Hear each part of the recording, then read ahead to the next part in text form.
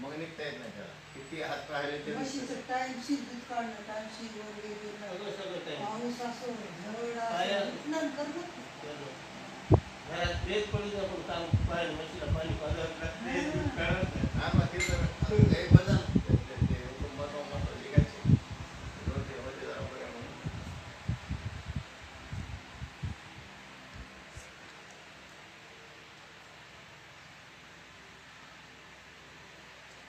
हे चल आठवण चल सुरू करा.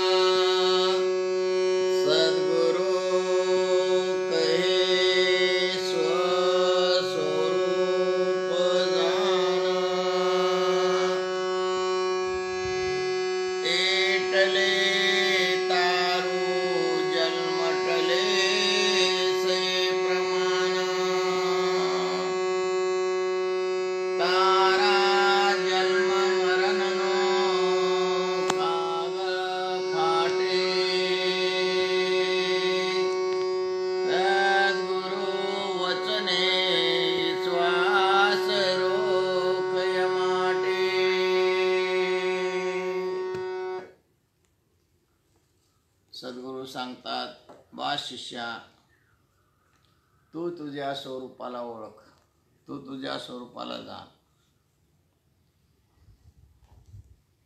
कारण तुझ्या ज्ञानानेच तुला मोक्ष मिळणार आहे. या दुःखाच्या बंधनातून तुझं ज्ञान तुला सोडवणार आहे. तुझंच ज्ञान पण सद्गुरूकडं असतं.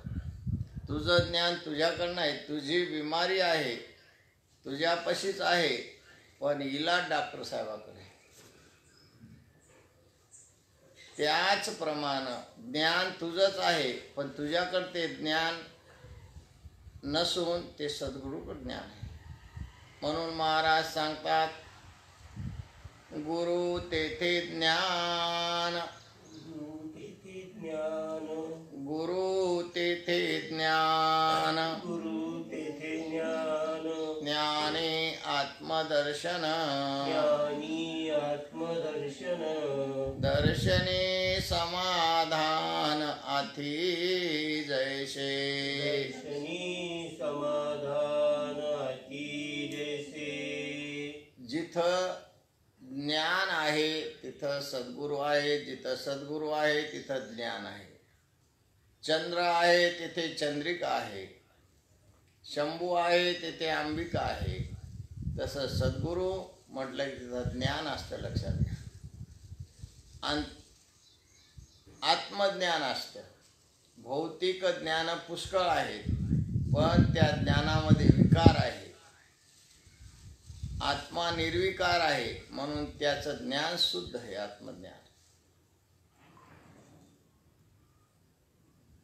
आता आपल्याकडं ज्ञान आहे, पण ते ज्ञान नसून अज्ञान आहे. ज्ञानामध्ये अज्ञानामध्ये काय फरक आहे? ज्ञानानं अज्ञानाची निवृत्ती होते, त्याचंच नाव ज्ञान असतं. प्रकाशाने अंधकाराची निवृत्ती होते, त्याचंच नाव प्रकाश आहे. त्याचंच नाव ज्ञान आहे की त्या ज्ञानानं अज्ञानाची निवृत्ती होते, अज्ञान कार्याची पण निवृत्ती होते. म्हणून महाराज सांगतात, शिष्याला सांगतात की बा शिष्या, तुझ्या ज्ञानानं तुला मोक्ष आहे. म्हणून तुझं ज्ञान सद्गुरूकडं आहे. म्हणून सद्गुरूकडं जाऊन ज्ञानाची प्राप्ती करून घेणं हे शिष्याचं कर्तव्य आहे. शिष्य घर सोडायला तयार नाही, त्याला ज्ञान कसं होईल? होत नाही.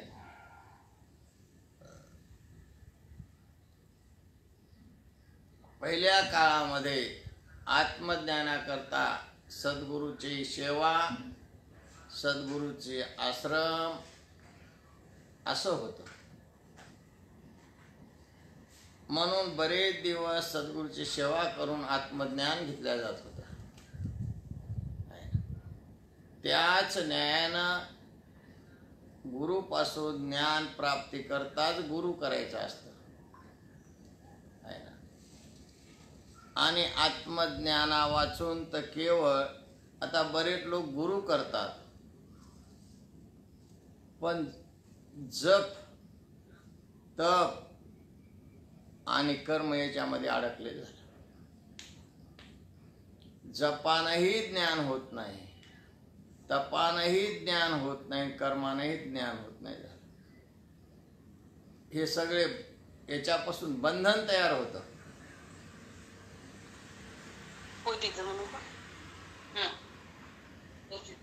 मोक्ष मिळत नाही, हे बऱ्याच लोकांना माहित नाही.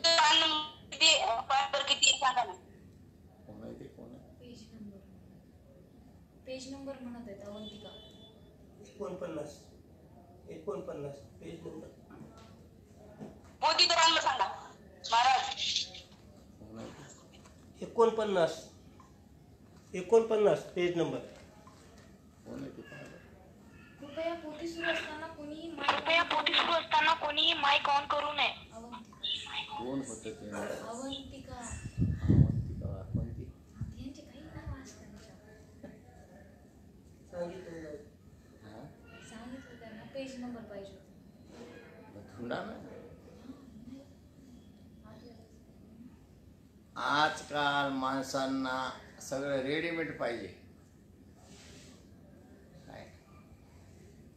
सगळं आयतं पाहिजे. थोडे परिश्रम घेतलं की सगळंच मिळतंय. आता कालचंच पेज जर वाटलं असतं तिथंच आहे, कालच्या पेजवरच आहे, दुसरं पेज येईल कुठून? कालचं पेज झालंच नाही तर दुसरीकडे नंबर लागेल कसा? म्हणून आत्मज्ञाना वाचून केवळ जप तप कर्माधिकाच्या योगाने मोक्ष मिळत नाही, म्हणजे आपण या बंधनातून बाहेर निघणार नाही. है ना? कारण ती कर्मे जसं साबून आहे, साबून खायचं नसतं, कपड्याला लावायचं असतं का खायचं असतं? तसं हे साधन जे आहे अंतःकरण शुद्ध करण्याचं साधन आहे, फक्त मोक्षाचं साधन नाही. जसं कपडा स्वच्छ करण्याचं साधन साबून आहे, त्याप्रमाणे जप तप हे अंतःकरण शुद्ध करण्याचं साधन आहे का मोक्षाचं साधन आहे?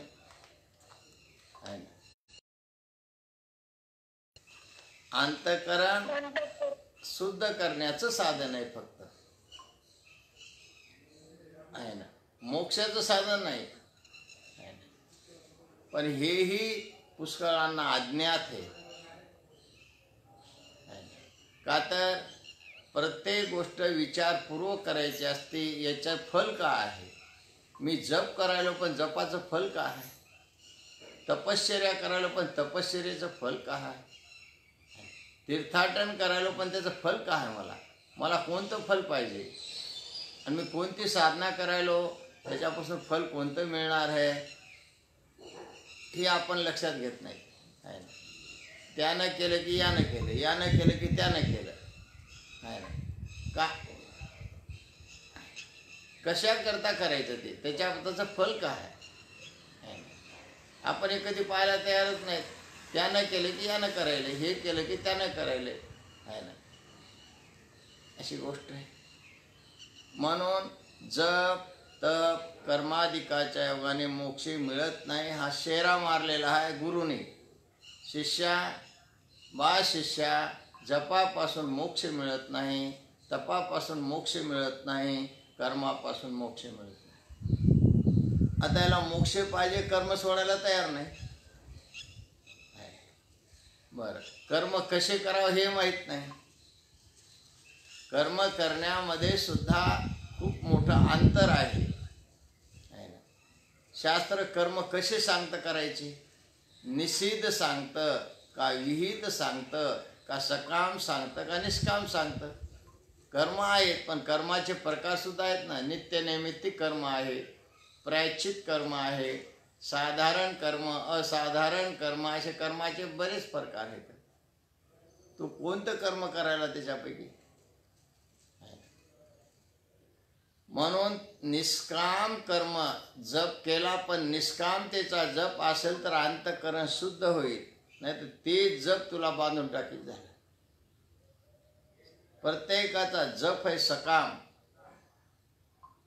जपापासून मला काहीतरी माईक वस्तू पाहिजे, नाशिवंत वस्तू मला पाहिजे, त्याच्याकरता जप आहे, त्याच्याकरता तप आहे. तर आहे ना, आता आपण पाहिलं आसूर लोकांनी तप केलेले आहेत आणि तपाचं त्यांनी काय मागितलं? शक्त्या मागितल्या झालं.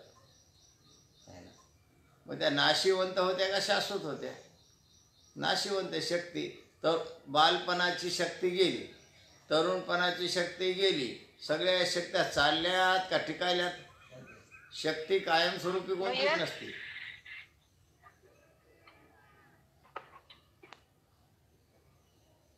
म्हणून ती कर्मे फक्त निष्काम असेल तर अंतःकरण शुद्धीची साधनं मात्र आहे. परंतु मोक्षाचे साधन तर केवळ ज्ञानच आहे. केवळ ज्ञान, आत्मज्ञान. आत्मा अविनाशी आहे, त्याचं ज्ञान अविनाशी आहे. ते ज्ञान हे फलद्रूप आहे, फल देतं, मोठं फल देतं आत्मज्ञान.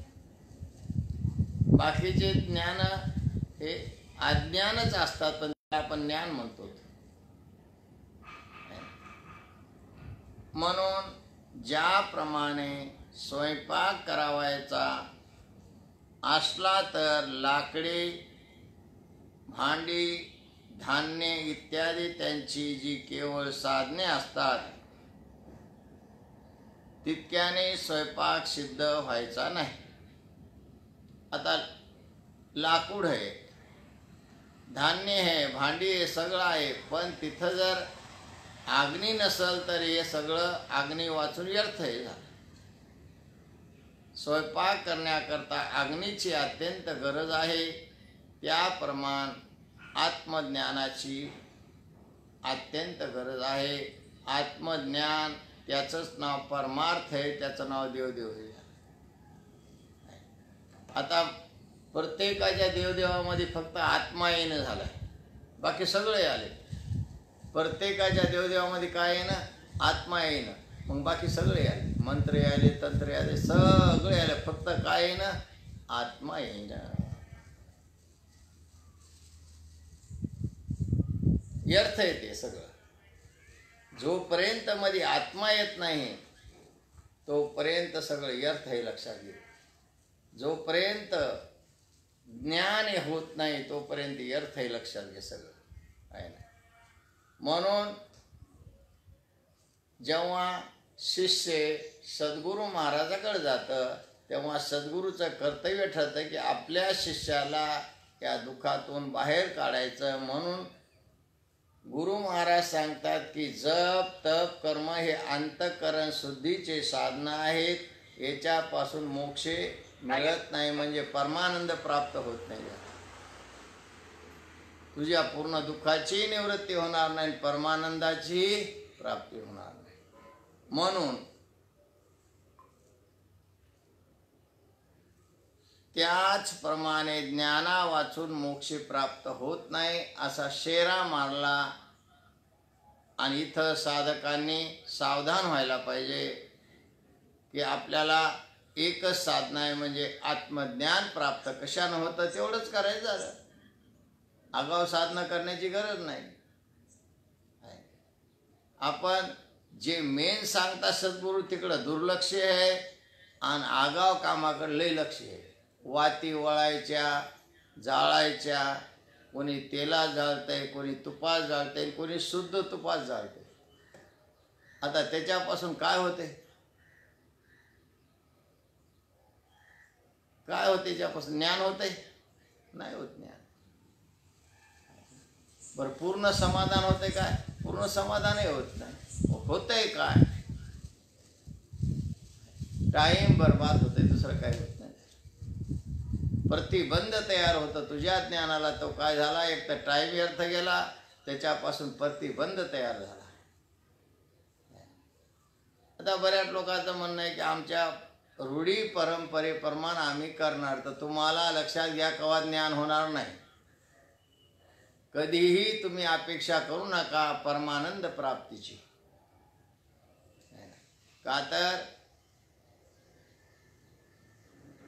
त्याच्यापासून परमानंद होत नाही, लक्षात घ्या. तिथं मृत्यू आहे, जन्म आहे. फक्त मोक्ष आहे ज्ञानानं, आत्मज्ञानानं. म्हणून गुरुनं तेच सांगितलं की बा शिष्या, ज्ञान कशानं उत्पन्न होत आहे? क्रियेपासून ज्ञान उत्पन्न होत आहे काय?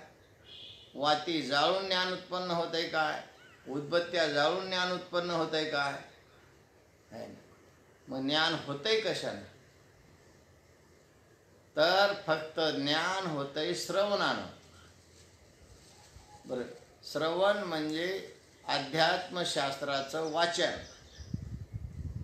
श्रवण, मनन, निजध्यासन हे 3 साधनं साक्षात्काराचे सांगितले आहेत.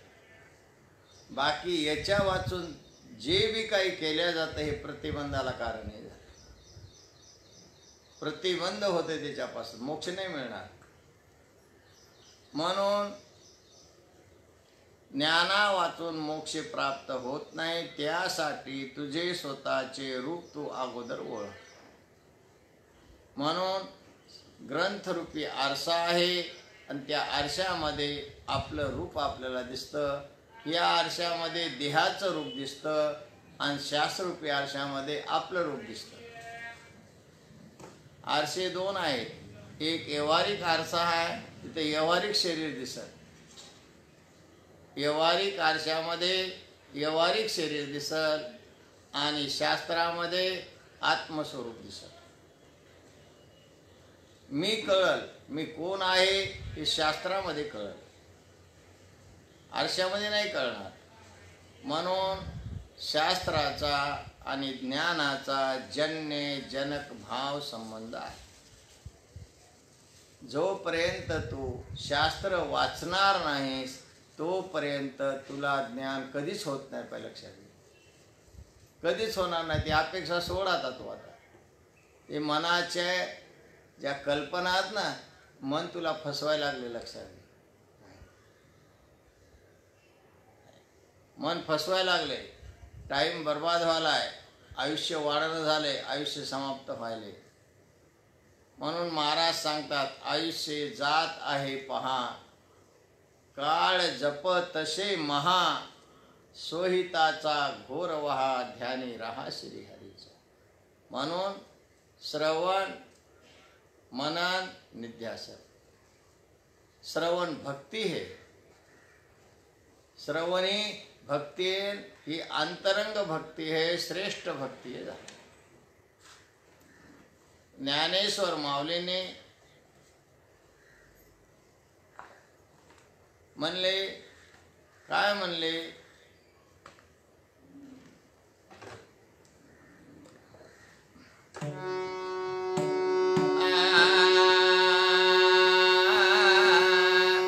श्रवणाच्या मेसे बैसाये होणे, श्रवणाच्या मेसे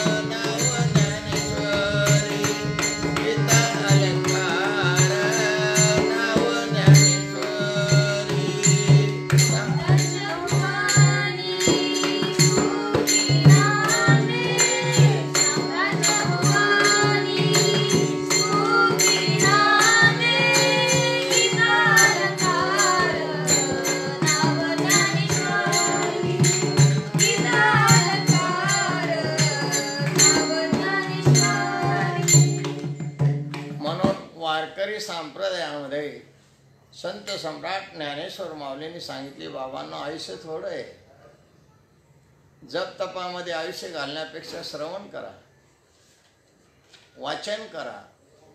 श्रवणापासून चित्ताची एकाग्रता होते आणि विशेष श्रवण म्हणजे लिखाण करून श्रवण केल्याच्या नंतर खूप एकदम भारी असतं. लक्षात घ्या. आता श्रवण आहे,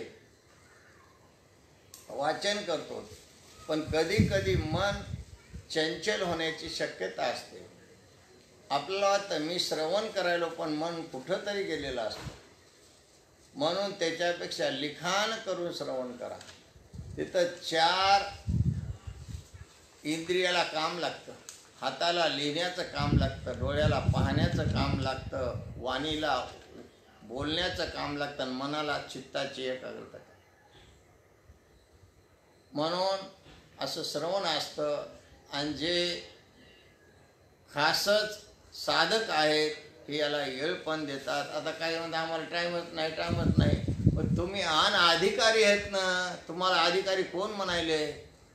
अधिकाऱ्याला आम्ही 100% सांगितलं मोक्ष केव्हाच मिळत नाही, त्यांना नादी लागू नये. तिचा परमार्थ अधिकाऱ्याचा परमार्थ आहे.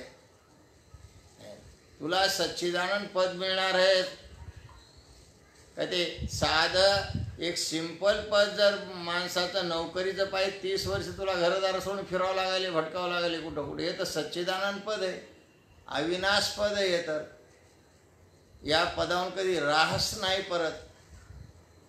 हे तर पद पुन्हा 30 वर्षाला जिकडे तिकडे झालं. नाशिवंत पदाकरता तू एवढाला आयुष्य खर्च करतो आहे ना, एवढा पैसा खर्च करतो. सच्चिदानंद पदाकरता तुला किती करावं लागेल याचा विचार कर ना थोडा जरा. आणि त्याच्याकरता तुला जन्म देता लागेल.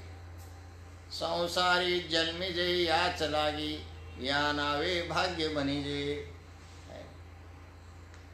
विचार करा, एक नाशिवंत पदाकरता मला एवढा खर्च आहे, एवढं आयुष्य खर्च करावं लागायलंय नाशिवंत पदाकरता, तर हे तर अविनाश पद आहे की रे बाबा. हे लक्षात काय येत नाही तुझ्या? का लक्षात येत नाही तुझ्या? म्हणून श्रवण, मनन, निध्यासन, तर तू आतमध्ये जाऊ शकतोस. आत्मज्ञान म्हणजे मनाला आत लावायचं. तुझं मन बहिर्मुख झालेलं आहे, बाहेर सुख धुंडायले,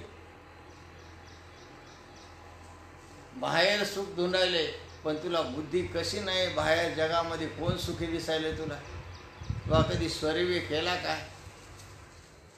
कधी मनाला सर्वे करायला लावला का? कधी बाहेर पाय जगामध्ये पाय कुठं सुख आहे काय? ते प्रत्येक माणूस परेशान आहे आतून. बाहेरून जरा बरा दिसायला, बाहेरली ड्रेसिंग चांगली आहे, पण आतमध्ये धिंगाणा आहे. वरून एखादं लाकूड तेल लावलेलं चोपडं तेल दिसायले, पण मध्ये किडा लागलेला आहे ना, किडा आहे मध्ये, किडा. हे लक्षात घे. त्याप्रमाणे हे आरसा आहे, शास्त्र आरसा आहे. याच्याकरता वाचन 10 वेळेस केलं पाहिजे. याचे संस्कार चित्तामध्ये पडले पाहिजे. का तर महाराज सांगतात, शुद्ध बीजा पोटी फळे रसाळ गोमटी. आहे ना, शुद्ध बीजा पोटी फळे रसाळ गोमटी. हे शुद्ध परमात्म्याचं बीज अंतःकरणामध्ये पेरल्याच्या नंतर तिथं वाणी अमृताची बनते.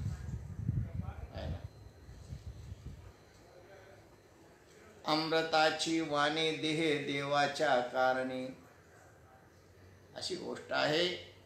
म्हणून त्यासाठी सद्गुरूनं सोपं सांगितलं, तू तुला ओळख. काही करू नको, आगाव कुठाना करू नको, कुठं तीर्थांना जाऊ नको, कुठं काय नको. आणि सगळं झाल्याच्या नंतर तू तुला ओळखल्याच्या नंतर मग तू 10 दिशाला फिर. तुला हानी नाही त्याच्यामध्ये. 10 दिशाला फिरत जायला गे, मस्त संचार कर पृथ्वी तलावर. पण अगोदर फिरायचा नाश सोडून दे. का तर समर्थ रामदास स्वामीने पूर्ण भारत देश फिरला आणि शेवटी त्यांचा रिझल्ट असा आला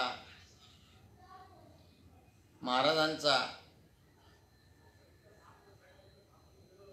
कोणता रिझल्ट आला की बहु फिरता सौख्य होणार नाही, म्हणजे तुला फिरून सुख कधी मिळणार नाही. कधी सुख मिळणार? लोक भटकायला येतात, इकडं फिर तिकडं फिर तिकडं फिर, फिरून फिरून मग महाराज म्हणले फिरू द्या, खुर्द त्याची भोण जिरती. तुका म्हणे गरगरा फिरे, तुका म्हणे गरगरा फिरेन, भोंडा आपोआप जिरे. म्हणून फिरू दिलं पाहिजे. खुदच भोंड झालं की हातामध्ये बसायचं. कशाला? चल बसायचं नाही आता, चल. म्हणून श्रवण हे कुठं भटकत नाही.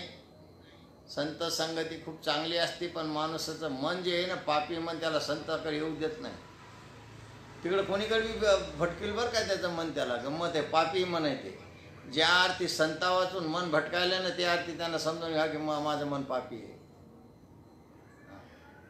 माझं मन चांगलं नाही, माझं मन दुश्मन आहे. मन नाही ते दुश्मन आहे, दुःशासन आहे. संत संगतीमधलं मन हे अर्जुनाचं मन आहे आणि भटकणारं मन दुःशासनाचं. अशी गंमत आहे. म्हणून मोक्ष प्राप्त होत नाही, त्यासाठी तुझे स्वतःचे रूप तू अगोदर ओळख. म्हणून नामदेव महाराज सुद्धा म्हणतात की माझ्या गुरुनं काय केलं? माझं रूप दाखिलं.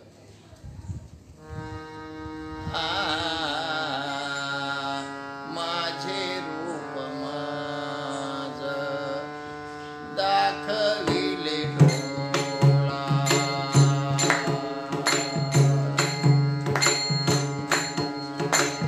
माझे रूप माझं दाखविले डोळा.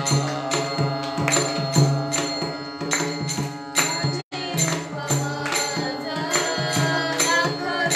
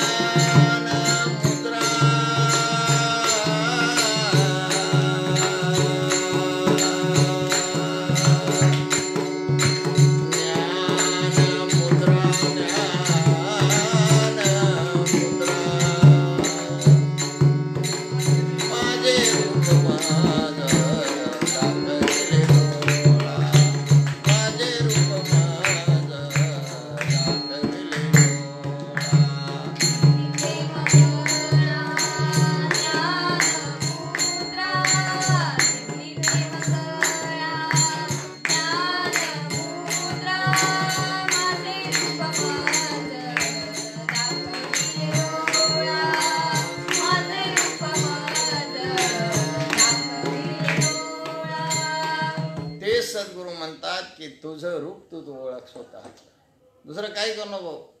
का तर तू परमात्मा आहेस लक्षात घे. पण तू झाला माणूस. आता परमात्मा हा अनंत कोटी ब्रह्मांड नायक हे आपलं स्वरूप आहे. आणि माणसाचं स्वरूप काय? माणूस म्हणजे काय?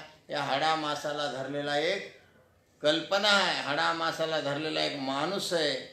आणि तो माणसाच्या धर्माचं अनुकरण करतो, पण परमात्म्याच्या धर्माचं अनुकरण करत नाही. मनुष्य धर्म हा अधर्म हे लक्षात घ्या. आहे परमात्मा, पण माणूस माणसा धर्म पालन करायला. यानं शुद्ध बीजाचे संस्कार टाकायला पाहिजे, पण माणसाचे 16 संस्कार घालून अंतिम संस्कार झालाय त्याचा. आणि अंतिम संस्कारामध्ये श्रीराम जय राम जय जय राम श्रीराम आयुष्यभर का म्हणलं नाही, ते बी टेपच म्हणते. ते कोणी म्हणीनं झाले. अंतिम संस्कारामध्ये ते दिवा लागलाय. किती तुझी बर्बादी आहे भल्या माणसा. बर्बादीला ओळख. इकडं अधर्म आहे. देहाचा धर्म घेणं हा अधर्म. मी परमात्मा असताना मी कोणाचा धर्म घेऊन आहे? माणसाचा धर्म घ्यालो. आणि त्याचं पालन करायलो, त्या धर्माचं मी पालन करायलो. अधर्माला धर्म म्हणून बसलो मी. आता पहा ना, प्रत्येक देहामध्ये परमात्मा भगवंत सांगतात, सर्वांच्या हृदयदेशी बुद्धी स्फुरे अहर्निशी ते वस्तू का मी. मी म्हणणारा परमात्मा आहे का देह? मध्ये जे स्फुरण आहे मी आहे. मी कोण आहे? मी कोण आहे? तरी देहाला पकडायला जा. अरे देहाला प्रकाशित करणारा मी आहे का देह मी आहे?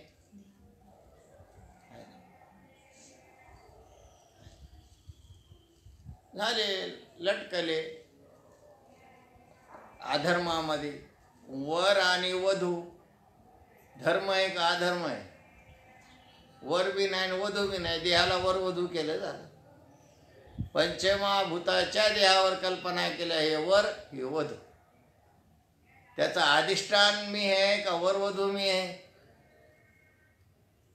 जोपर्यंत तू अधिष्ठानाचं ज्ञान प्राप्त घेणार नाही, तोपर्यंत पाय तुला दुःखातून बाहेर निघता येत नाही. किती बेजार व्हायचं तेवढं होईल. पिंजऱ्यातल्या उंदरानं किती उड्या मारल्या ते बाहेर निघत. पिंजऱ्यातल्या उंदरानं किती उड्या मारल्या म्हणजे उंदीर बाहेर पडल.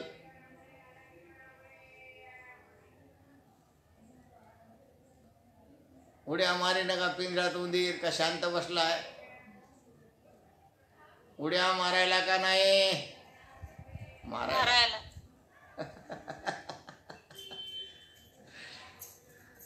बाहेर निघता यायला काय? तसे या संसारामध्ये लय उड्या मारायले, लय उड्या मारायले. अर्पण रस्ता नाही, मृत्यू आहे तिथं उंदरा. हे लक्षात घे. परेशान आहे, त्याच्यामधून हा रस्ता आहे. तू तुझ्या स्वरूपाला ओळख. तू तुझ्या स्वरूपाला ओळख. बाकी दिमाखामधला कचरा टाकून दे बाजूला. आतापर्यंत संसार करून कोणी सुखी झालेलं नाही लक्षात घे. आणि प्रत्येकाला अनुभव. प्रत्येकाच्या घरामध्ये का माणसं मेले नाहीत का? कसे मेले? खुशी खुशीमध्ये. हे अनुभव आहे. यानं आयुष्यभर केला संसार, पण मेलं केव्हा? दुःखात. आयुष्यभर काय बोललं? दुःख. आता त्यांच्याकडे पाहून तरी सावध होईल. त्यांच्याकडे पाहून तर सावध व्हा.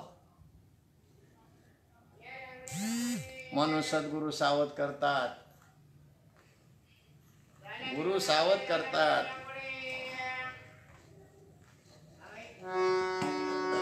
Yeah.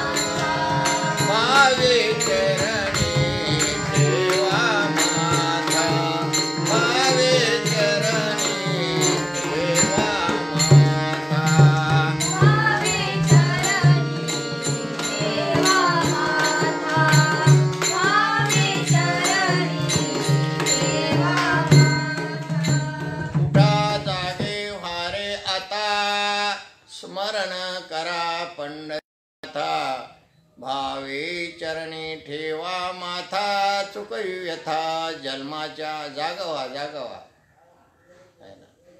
जागवा झोप आहे अज्ञानाची आणि ज्ञानाची जागृती आहे.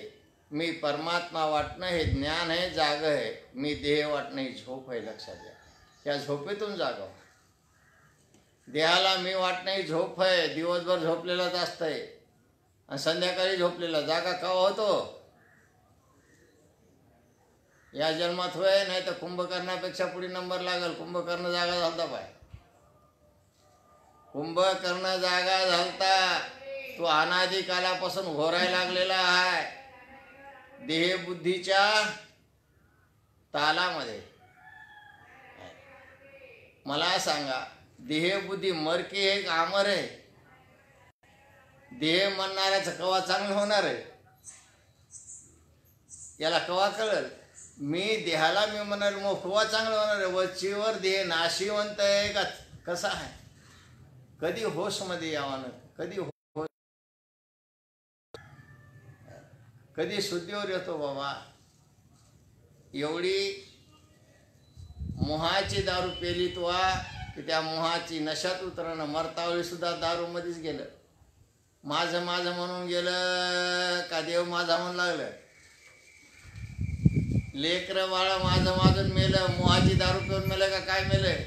प्युअर मोहाची दारू. आणि आता फुल नशे आहे पा मोहामध्ये मस्त. ही नशा उतरणं जरुरी आहे. आत्मज्ञानाची नशा एवढी. ब्रह्मरसाचा काळा घे, तू तुझ्या स्वरूपाला ओळख. म्हणून महाराज सांगतात की जन्म मरणादी दुःखाची निवृत्ती कशानं होते? ज्ञानानं होते. तुझंच ज्ञान एवढं भारी आहे. तुझ्या ज्ञान एवढं जगामध्ये कुठं ज्ञान नाही. तुझ्यामध्ये एवढी शक्ती आहे, तेवढी शक्ती कोणात नाही. लक्षात. पण तुला ओळखल्यावर सगळ्या गोष्टी आहेत बाबा. पैलवानकी केलेली शक्ती वेगळी आणि आत्म्याची शक्ती वेगळी. पैलवानाची शक्ती जात असते, आत्म्याची शक्ती जात बी नाही आणि तिथं कोणाची आलेली नाही. तो दूध पिऊन आणली होती शक्ती, ती गेली. आत्म्यानं दूध पिलं नाही, त्याची शक्ती जाणार नाही. पूर्ण शक्तिमान आपण आहोत. लक्षात घ्या. पण आपण देहाच्या नादाला लागलो. देहाचा छंद धरला आपण. नाशिवंताचा छंद धरला. अविनाश सुटलेला आहे चित्तातून. लक्षात घ्या.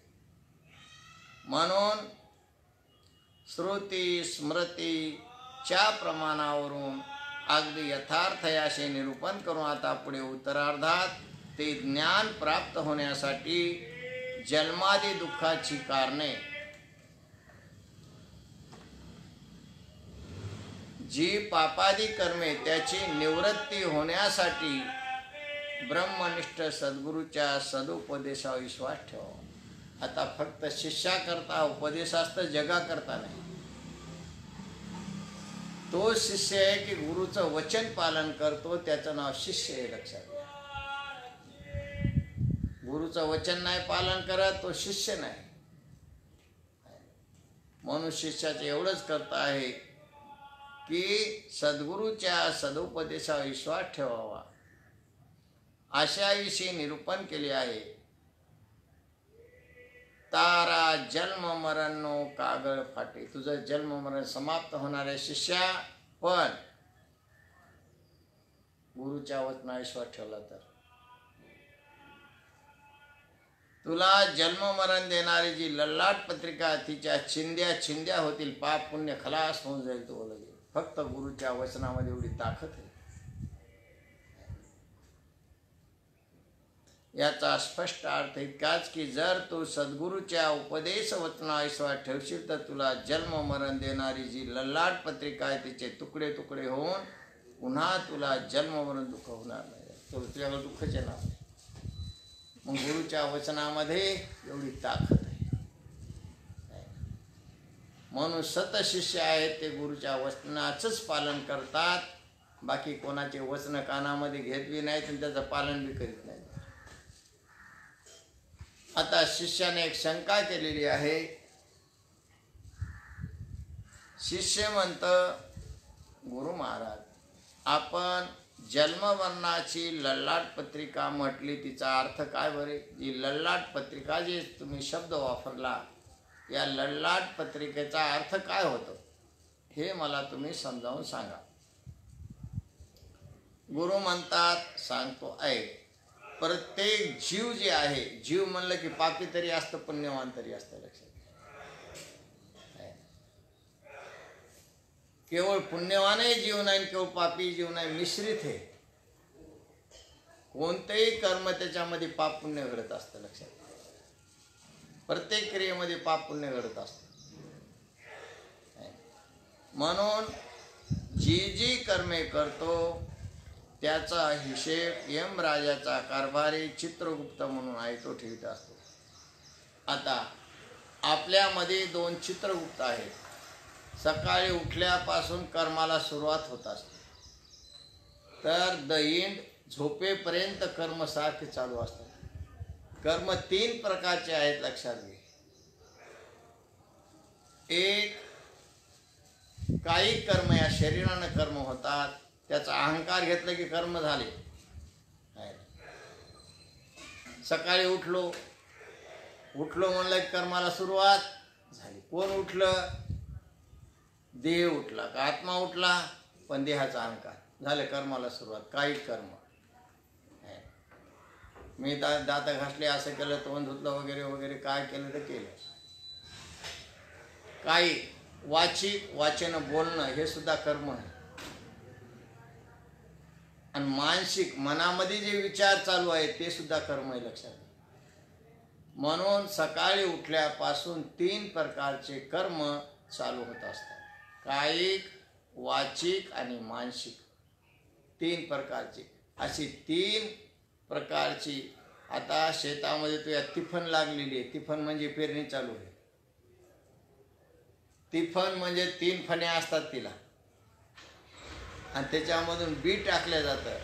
तुझी सकाळपासून जे तिफन चालू आहे, तर झोपेमध्ये तिफन बंद पडते का?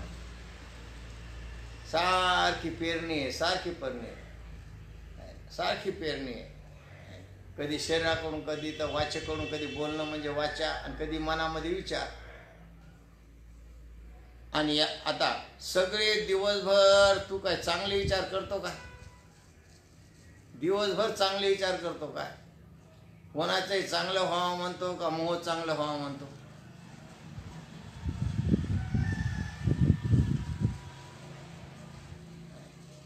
कोणाचंही चांगलं व्हावं म्हणतो का मोह चांगलं व्हावं म्हणतो? कसा म्हणतो?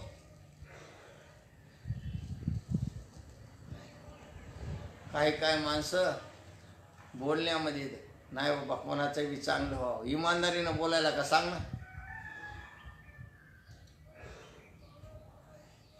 इमानदारीने बोलत नाही. पॉलिटिकल पॉलिसीबाज माणसं असतात. तोंड चोपडेपणाचे माणसं आहेत. वरून तोंड चोपडेपणा करायचा आणि मध्ये आपलं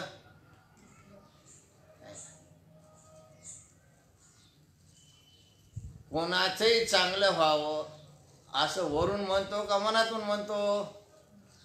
मनातून तर बोटं मोडतो. ते मध्ये तुझ्या लिखाण चालू आले. वाईट जे मनामध्ये चिंतन चालू असते ना, मग मी स्टँडर्ड आहे, मला कोण पाहते, अरे तुझ्यामध्ये तुझा बसलेला आहे बाबा लिहिणारा चित्रगुप्त, आणि त्याचं लिखाण कंटिन्यू असं चालू असतं. लक्षात घ्या. झोपेपर्यंत झोपेमध्ये विचार कोणते कोणते करीत झोपायला लागला त्याचं सुद्धा चालू आहे. लक्षात घ्या. असं समजू नको की मी लय हुशार आहे, तुझ्यापेक्षा ज्यानं पैदा केला ना ते लय हुशार आहे. हां, ज्यानं पैदा केला ना त्याच्यापेक्षा ते लय हुशार आहे. म्हणून तर महाराज सांगतात जैसा कर्म करेगा वैसा फल देगा भगवान, ये है गीता का ज्ञान. आता जे माणसं आणि बघा उभ्या जन्मात मी कोणाच्या आध्यात नाही मध्यात नाही काय नाही, माझ्या नशिबाला कसं आलं. ते भगवंत येडा असत तुले शान होता. तू यासारखा खतरनाक कोणता नव्हता पाहिले म्हणून तुझ्या नशिबाला तसं आलं. केले कर्म झाले तेच भोग आले. देव पागल आहे, तुझ्याच कर्माचं फल तुला मिळायला लागले, भोग आता गपचूप आता. दुसऱ्यावर आरोप करणं सोडून दे. तू आज केले कर्म कोणी केले, तू आज केले, कोल्हा भोगाला आले तुलाच आले. गपचूप भोग आता, गपचूप भोग. जास्त आळडला तरी तुला भोगायचे, गप बसला तरी तुलाच भोगायचे. दुसरं भोगणार कोण आहे? ज्यानं केलं त्यालाच भोगावं लागतंय. म्हणून तर साधू संत सांगतात की कमीत कमीत की तुझी 3 प्रकारची तिफन आहे ना तिथं कर्म तर चांगले राहू दे. कमीत कमी शरीराकडून कर्म चांगले होऊ दे, मनामध्ये विचार चांगले. म्हणून तर सांगितलं ना मनावा गोविंद येळो वेळा, मनावा गोविंद येळो वेळा. मनावा गोविंद वेळो वेळा, मनावा गोविंद वेळो वेळा. मनावा गोविंद वेळो वेळा, मनावा गोविंद वेळो वेळा. मनावा गोविंद वेळो वेळा, मनावा गोविंद वेळो वेळा. म्हणून महाराज सांगतात मनामध्ये नेहमी भगवंताचं स्मरण ठेवा. म्हणजे तुमचं लिखाण कसं होईल, एकदम पुण्यकारक लिखाण होईल. ते कुठे पापाचा लेश सापडणार नाही तुझ्यामध्ये. मनामधलं माणसाला वाटतं माया मनातलं पुन्हा कळायले मध्ये तुझ्या मनापेक्षाही पलीकड आहे ना परमात्मा. तो पाहायला लागलाय तुझ्या मनामध्ये काय चाललाय खेळते आहे, आणि त्याची पूर्ण झेरॉक्स काढून घेतली. ती पुढल्या जन्माकरता या जन्मातले कर्म आताच्या आता हे देत नाहीत बरं का, फल देत नाहीत. आता मागल्या जन्मामध्ये जे कर्म केले त्याचं फल आता आहे ना. आता काय कामाचं एवढे माणसं लबाड बोलून त्यांचं चांगलं व्हायला. अरे खरं बोलणाराचं चांगलं लवकर होईल, ते लबाड बोलणारचं चांगलं कसं होईल माणसा. पण त्याला पहिल्या जन्मीची पुण्य आहे, त्याची पहिल्या जन्माच्या पुण्याचे आता भोग येतं आहे ना. हे लक्षात घ्या. आता बरेच माणसं देवदेव करतात पण त्यांना काही व्यवस्था बरोबर लागत नाही. मागल्या जन्माचं आहे का आताच जन्माचं आहे? अरे आताच जन्माचे कर्म तुला पुढे लाल करणार आहेत, एकदम चांगलं होणार आहे तुझं. आता जे माणसं देवदेव करतात ते पुढच्या जन्माचा एकदम भारी जन्म आहेत त्यांचे, लक्षात घ्या. त्यांना सुखाला काही कमी नाही, काही कमी नाही त्यांना. आता पान अंतकाळ तुकाराम महाराजा घरी अशी वस्तुस्थिती होती की अन्न करून लेकरं मेलेले आहेत. पण अंतकाळी तुकोबरायला इमान आलं नेण्याकरता. तुझे खाऊन पिऊन टामटूम होते, अंतकाळी यम आला तुला न्यायला. आता कसं मिळावं, खाऊन पिऊन सगळे टामटूम होते, पण अंतकाळी कोण आला? यम आला. तिथं धान्याचा कण नाही, पण भगवंत उभा आहे, वाट पाहिलाय, चला तुकोबाराय तुमच्याकरता. इमान सज्ज आहे या ठिकाणी. हे पहा ना किती मन याच्याकरता दिमाग भगवंताने दिलाय, ते दिमाग इकडे लावायचं असते. आपण नुसत्या खाण्यापिण्यामध्ये गप्पा गोष्टीमध्ये घालायचं आयुष्य आहे ना. याचं काय झालं त्याचं काय, तू आपला दिवा लाव, काय होते लोकांकडे काय पाहिलं तुला. म्हणून गुरु फक्त शिष्याला सांगतात की बाबा यम राजाचा कारभारी चित्रगुप्त म्हणून आहे, ते सगळा हिशोब ठेवायला लागलेला आहे. नंतर यमराज त्या कर्माप्रमाणे त्याची ललाट पत्रिका तयार करतो. झालं त्याचं पूर्ण लिखाण अंतिम क्षणापर्यंत लिखाण आहे. अंतकाळी याचा मनामध्ये काय होतं ते सुद्धा लिहिलेले अंतकाळाला शेवटच्या क्षणापर्यंत लक्षात घ्या. असं समजू नका की मला कोणी पाहिजे झाले, मध्ये पाहणार आहे सगळा. म्हणून 84 लक्ष येऊनी सुखदुःखादी फल देतो. त्यामुळे 84 लक्ष येऊनी प्रत्येक जीवाला फिरावे लागतात. जीव म्हणलं की भटकंती आली, लक्षात घ्या. म्हणून तर हे शरीर मोक्षाचं द्वार आहे. याच्यातून जीवपणा समाप्त करता येते आपल्याला. संत संगतीमध्ये या शरीरातून आपला जीवपणा आहे ना ते समाप्त करता येते. नाहीतर जीव आताच वेळ आहे समाप्त करण्याची. म्हणून तुका म्हणे बळी आणि जीव दिला पायात. त्याने जीवपणा सगळा टाकून दिला, देव झाले जात. म्हणून जन्म मरण देणारी ललाट पत्रिका हीच. यासाठी सद्गुरू जो जीवाच्या सच्चिदानंदमय अशा आत्म्याच्या संबंधाने त्यात उपदेश करतो. आता त्याच्या वचनावर दृढ विश्वास धरून, आता गुरुच्या वचनावर विश्वास पाहिजे. आता गुरु एक आहे, लय मजा आहे. वचन कोणाचे पाळायचे हे लय भानगड आहे. गुरु आहे, माता पिता आहे, बरं का. इकडं राजा आहे, देशामध्ये पाहिलं तर राजा आहे, आणि ऑफिसमध्ये बॉस आहे ना. पुन्हा अधूनमधून मित्रमंडळ आहे. आता नेमकं कोणाचं ऐकावं हा मोठा प्रश्न आहे. बॉसचं ऐकावं का माता पिताचं ऐकावं का मित्राचं ऐकावं का राजाचं ऐकावं? ऐकावं तर कोणाचं ऐकावं? कोणाच्या ऐकण्यामध्ये माझं कल्याण होणार आहे ज्याचं त्यानं ठरवायचं. आता तू सगळ्यातच ऐकशील तर तुला कुठंच मेळ लागणार नाही. मग तुकाराम महाराजांनी एक निश्चय केलेला आहे, मी राजाचं ऐकणार नाही, माता पिताचं ऐकणार नाही, मित्राचं ऐकणार नाही, मी कोणाचंच ऐकणार नाही. मी फक्त ऐकणार आहे संतांचं. संतांचे पायी हा माझा विश्वास, सर्व भावे दास झालो त्यांचा. मी सर्व भावानं म्हणजे अशी मनातून त्यांच्या विश्वास संतावर. का तर हित करणारे माझे संत आहे. का तर जे हिताच्या गोष्टी करतात त्यांनी स्वतः करता काहीच केलं नसते. जे हिताच्या गोष्टी त्यांनी स्वतः काय हित केलं दाखवा ना. तर लोकांना हिताच्या गोष्टी काय सांगाव्या? या लोकांनी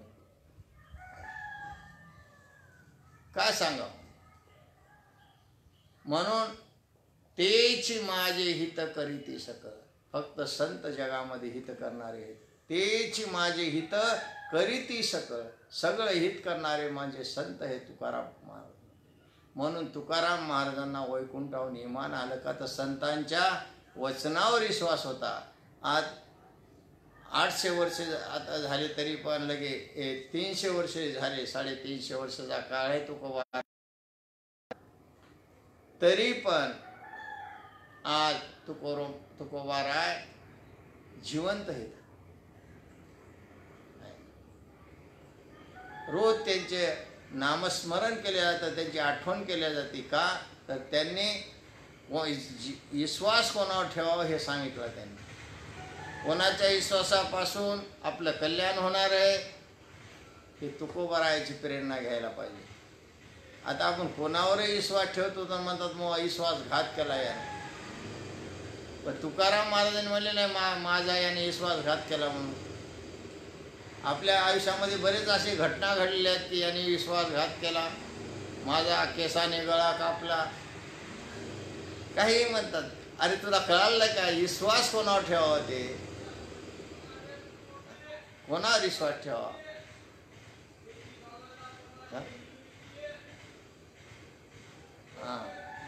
जरा 2 मिनिटं सरकले पुढे. अवधूत चिंतन.